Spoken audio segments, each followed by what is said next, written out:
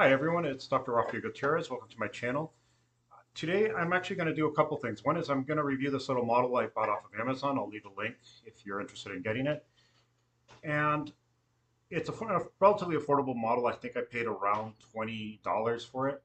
Uh, and the reason I actually like it is as I teach anatomy to community college, university students, I have been trying to find something that where people can actually have models that they can take home or make to help them understand anatomy. And when I saw this, I thought, well, $20, I'll try it, and hopefully I'll be able to recommend it to my students, which I know I'm going to. Now, it's a small model that not everything is present that you would want it for an entire anatomy class. But if you were actually trying to teach yourself anatomy, or if you were trying to just have a model that you can actually take home, it actually works pretty well. It does come with arms and legs. I have the arms over here and the legs here. There are some stuff, obviously there's always going to be stuff I like and stuff that I don't like, but for the price I figure it works out really well. And I am going to make some modifications on it just because of things that I would like to actually go through, which I'll mention to you guys later, and I'll tell you how I do them. Actually, some of them I'll do today too. Now, one of the things is if you actually take off the skull cap, which is nice, you can see the inside, and you see a little screw, and what I did is I loosened the screw so I could take that take the head off. The reason I want to take the head off is so we can actually look at things, the bones, in a regional way. So if you notice, I'm actually just removing the screw here, and now I have two more models, right? So the first thing I'm going to do is I'm eventually going to take the screw completely off, but I actually want to start with the skull. And you can see the skull, and you can see it does have a lot of detail. I'll put it up here so you can see. But some of the details don't show up too well. And so the first modifications, I'm actually going to use a black permanent marker. Now, I'm going to start looking at the skull from the top and go down. The reason is you're going to see certain things. And if I'm doing an anatomy class, I usually tell people the planes that you can divide the body. I didn't do this because I wanted to actually try to make it more integrated, so shorter videos. And so I'm actually going to start by looking at this, and I'm going to tell you something. If you remember when I did the embryology of bones, I told you how there's a membrane that develops around the brain and vertebrae and the spinal cord, and you end up making bones like that. That type of ossification, bonification making, so ossification is bone making. That type of ossification is called intramembranous because bones go directly into bones. While I do this, I will mention some clinical stuff. Now, if you look closely, I'm going to stand, you can see that there's a line coming across here. And I'm going to draw it in so you can see it better. There. And now you have a line coming from one side of the head to the other. That is a plane that we can divide the body in. It divides the body, the front or anterior side, from the posterior. You can see it here. So if it went all the way down, it would actually divide anteriorly from posterior. That type of division is usually referred to as either frontal or coronal plane. I'm going to use coronal because corona means something. It means crown. If you think of the Corona beer, you'll see a little crown on it. It's because it's named Corona. So this plane here is called the coronal plane, and the suture is a specialized type of joint. What's going to happen is it's actually going to form, and it's going to come together and be held together by dense connective tissue, until you reach about 40. At 40, that suture will a lot of times be gone and it'll be solid. Clinically, that's actually important because with trauma, something falling on the head, that suture can break and lead to a medical emergency. So this suture I drew here is called the coronal suture. And if you look at the skull, you have the frontal area, posterior area, anterior area, posterior. This bone up here is called the frontal bone. And so I'm just going to look at the top part, and you can see the frontal bone, and then in the back you see two bones, one on this side, one on this side. And again, you see another suture coming down here. So I'm just going to take my trusty pen and draw that suture in. There. So now you have the frontal bone and two bones that are named the same thing because they're the same bone, just one's on the right, one's on the left. And that is called your sagittal suture. There's something called a mid-sagittal plane. Sagittal technically means the way an arrow would fly. So if you're shooting, I'll call him Yorick, straight in, you'd want the arrow to go in this way, straight in. So sagittal is in that plane here. This is technically a mid-sagittal plane. And so now we can actually look at two sutures. We have the coronal suture and the sagittal suture. The coronal suture separates the frontal bone from the two parietal. Parietal, you're going to come across it over and over again. It pretty much means, well, usually it's a top layer or something. And so now you actually know 3 bones of the skull. There's a lot of bones. And in the back, you actually can see another suture here. And this one will come from here up here, and then from here down here. Now, you can see these sutures relatively well on the model, and so it's easy to draw them in.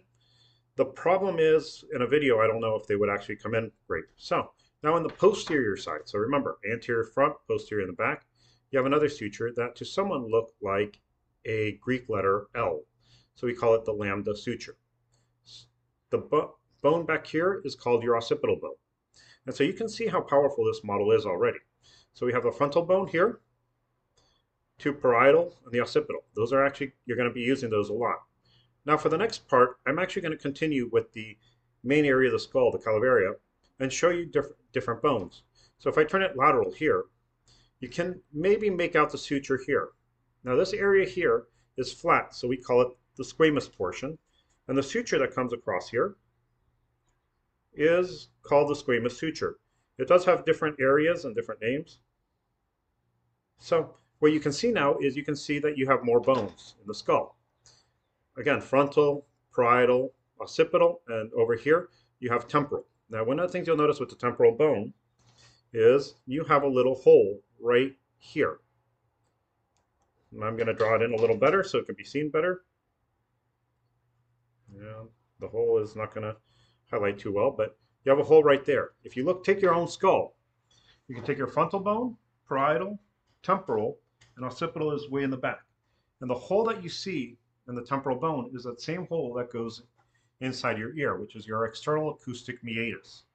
And so we're now actually seeing a lot of different bones in the skull. The flat area here of the skull is called your squamous suture. Temporal bone is squamous suture, temporal bone below, parietal is there. And so we're starting to see the basics of the skull. There are a lot of projections, which I'll mention later, but for now, I'm going to leave it at that as I go into the other ones. Now, I'm not going to mention all the other sutures. Instead, I'm just going to mention the bones that are part of it. And you'll notice that I'm actually drawing certain things in. The reason is so we can see where these sutures are. Now, these are actually good for a lot of the big bones. For the smaller bones, it may not work so well. And so if we look here, we can see the temporal bone, and it actually meets another bone, which you can see it makes an arch here. That arch is a zygomatic arch, and the bone here is a zygomatic bone. So the zygomatic bone is going to touch the temporal bone, it's going to touch the frontal bone, and the bone over here, which is called the maxilla. And now you actually have most of the bones. I didn't go into the bones of the eyes. And there's a couple other bones here. One of them is called the sphenoid. You can actually see me touching the temporal bone just inside of where the zygomatic arch is. So you have the zygomatic arch here, and the zygomatic bone will be here. So now we actually have most of the bones. Now, I can probably take off the mandible, the jawbone here, but I don't want to because I'm afraid it's not going to be able to be put on later. So we do have most of the bones in the nose. We have a couple more. You have the little one here, which is called the nasal. You can see where the frontal ends here with the zygomatic, and where the frontal ends here with the nasal, and the maxillary, which is here. Now, I will tell you, this area does fuse when before you're born, and if it doesn't, a lot of times you can end up having a cleft lip and palate. If you turn it around, you actually can see other things too. You can, if I draw this in, see that underneath you still have the maxilla up in front here, and behind it where I drew that line, you have the palatine bone, and you have part of the pterygoids, which are down there, and you can see these. It's actually really nice to see that. And so you can see all the bones. Now, I didn't take out the screw completely, but where the screw is, that's a big hole called the foramen magnum. And so now we can actually see most of the skull. The only bone I haven't talked about that you can see relatively easy here is this one here, which is a mandible. And you can see it comes in to a depression where the temporal bone is. That is called the temporal fossa, and the joint there is called the temporal mandibular joint. Some people will actually put initials TMJ, that's temporal mandibular joint. And with the skull, we do have a lot of joints, which are sutures. We can actually see the suture joints here. We can see the temporal mandibular joint, which is a modified hinge joint, meaning it doesn't open like a hinge. If you look at this, when I open the jaw goes down. But if you put your finger here and open your mouth, you notice that your jaw stays in the same line for a little bit until you get really wide. And the reason is the jaw slides forward when you open. And so when you bite, as it slides forward, your front teeth will actually act like scissors, so you can cut it. That's why the temporal mandibular joint is important. You'll also notice that you can see that it has a little area here that looks like a head, which it is called the head and the condyle.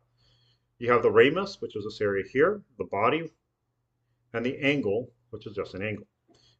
And you have a projection here. And anytime you have a projection, they're called processes. Now this one is called the mental process. If you think of the thinker is pointing to the mental process. So you have it here.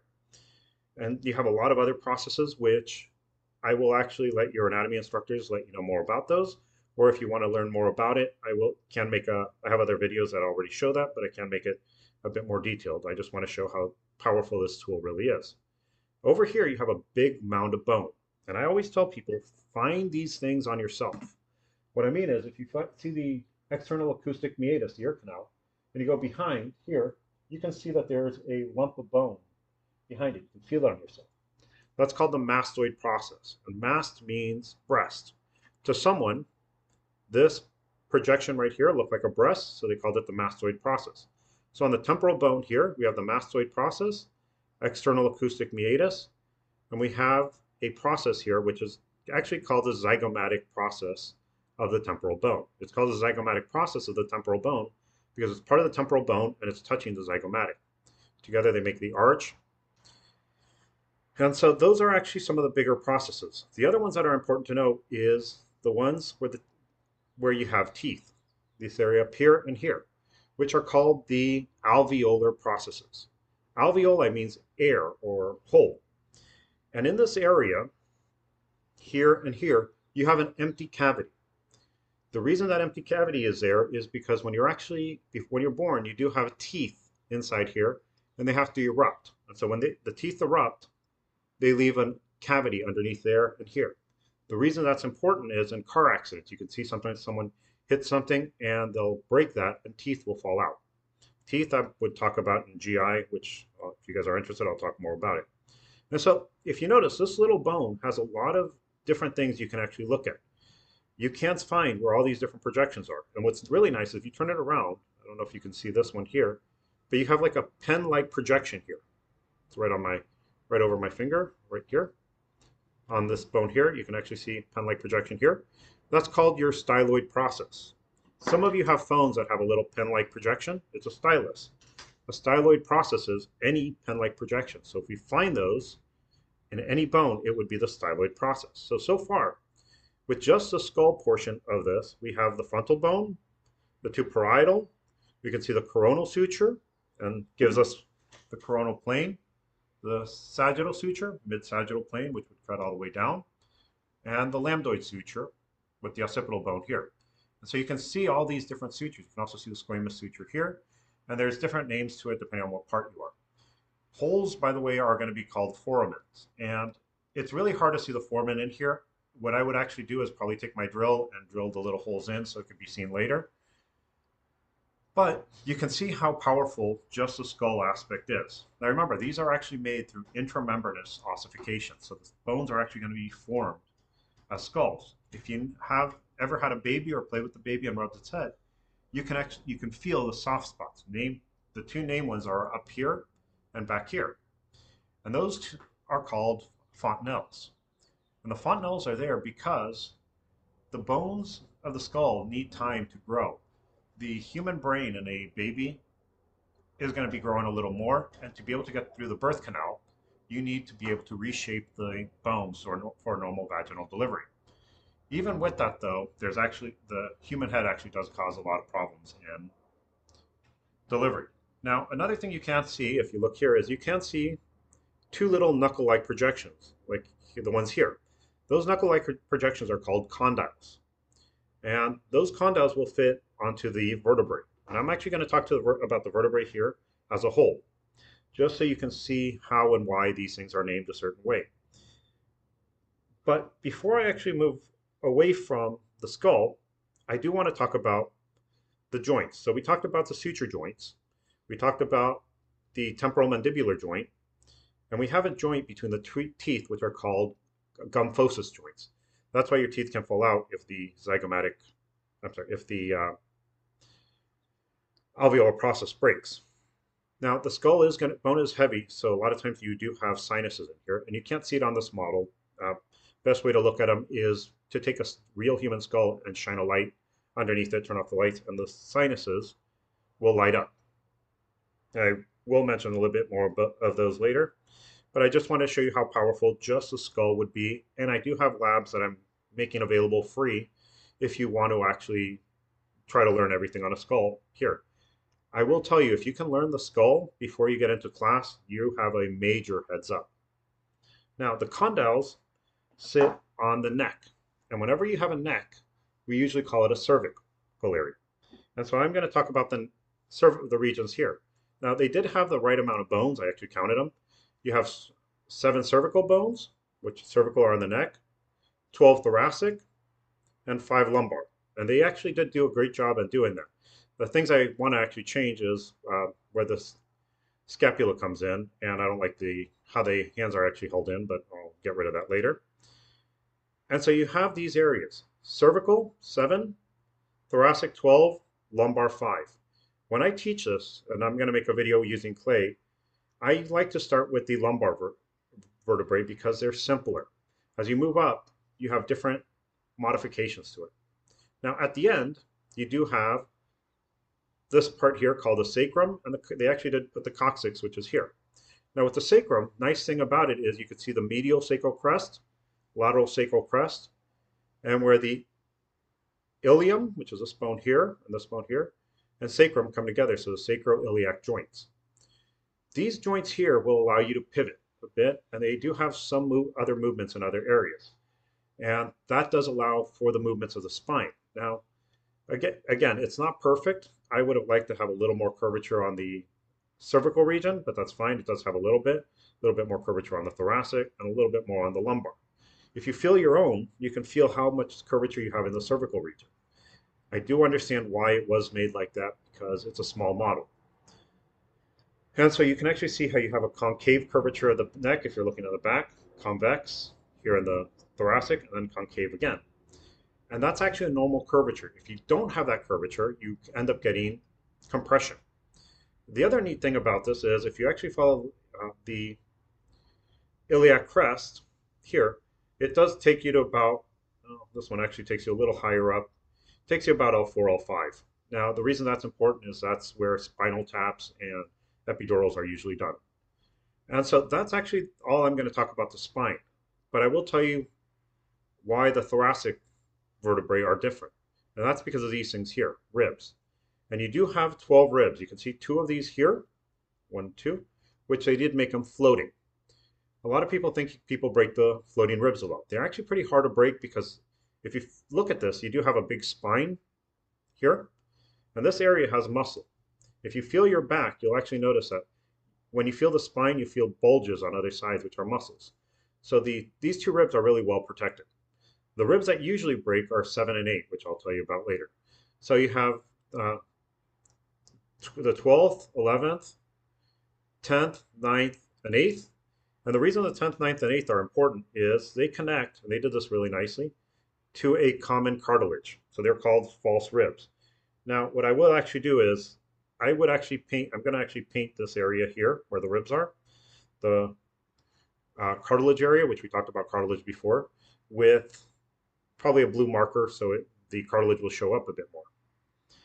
So eighth is the last false rib. And then you have 7, 6, 5, 4, 3, 2, 1. The two that usually break are 7 and 8. If you go to your own rib cage, you can actually feel two bony projections on the side here. Those are the rib 7 and 8. Those are actually the ones that break. As you move in, you have this bone here. You can feel it on yourself. It's called the sternum. And in the sternum, and they didn't put this in, I'm going to draw it in. At the second rib, you do have a joint. And you can feel it on yourself. It's called a sternal angle. The reason that one's important, I'm going to put it here, is the sternum is actually multiple bones. So I'm drawing them in. So where you have this line, it's a sternal angle. And the reason that's important is if you're doing clinics, if you're actually listening to heart sounds, you can actually go to either sides to listen to heart sounds, and it'll bring you to those areas. Sternal angle or angle of Lewis. So you have this area here is called the manubrium, and you can see this jugular notch, the body of the xiphoid process. And so you can see how the ribs actually come in. You will also notice that the ribs come into the ribs, and usually they touch two ribs. I will show you that in a clay model if you're interested. And that's all I'm actually going to talk about with the bones of the axial skeletal system. The only other thing I would tell you is within the vertebrae here, it doesn't have it here, it's actually a solid one, you would have discs inside. They're called intervertebral discs. The intervertebral discs are what allow you to move around. They do have part of the notochord, which gets broken apart, made into something called the nuclea pulposa. Then you have a special cartilage around it called fiber cartilage, which has a lot of fibrous tissues. It does have a lacunae, and it's made by chondroblast. And then you have dense regular connective tissue around there, and you have ligaments holding this together. I'll talk more about ligaments later on, but that's really all I wanted to see with these bones. I just wanted to show you where and how things are in certain areas. And actually, yes, as I'm looking at this, it does look like the iliac crest does come to L4, L5, which is where you want to be. And I hope you enjoyed this video. I gotta admit, I really enjoy this model. I do plan to use it for things with muscles, and that's why I originally bought the Play-Doh. I hope you enjoy this and have a nice day. Before I actually do sign off, I will tell you, if you're doing this for martial arts, you might remember there's a video I had on how to make your own Fubishi model. And I actually think right now that this may actually be the best way to go about it, because you will be able to see all the internal organs. So have a nice day. If you enjoyed this, please subscribe. I will be making more videos. And remember, I am intending to make this as an introduction to an anatomy class. So a way to get students prepared to take anatomy, not necessarily to teach you all the anatomy you would need. There's a lot more I would actually teach if you were in my class.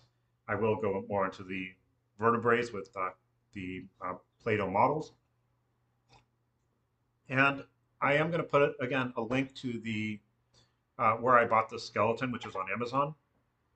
And also, if you do want to support this channel, what I would ask is there's a couple books I wrote, fictional fact, I like to call it, usually based around the travels I have done with rapping. And if you are interested in supporting me, please just go to Amazon or any bookstore and buy my books. I'd really appreciate it. If you don't want to do that, you just want to support by watching, please subscribe, like, leave a comment.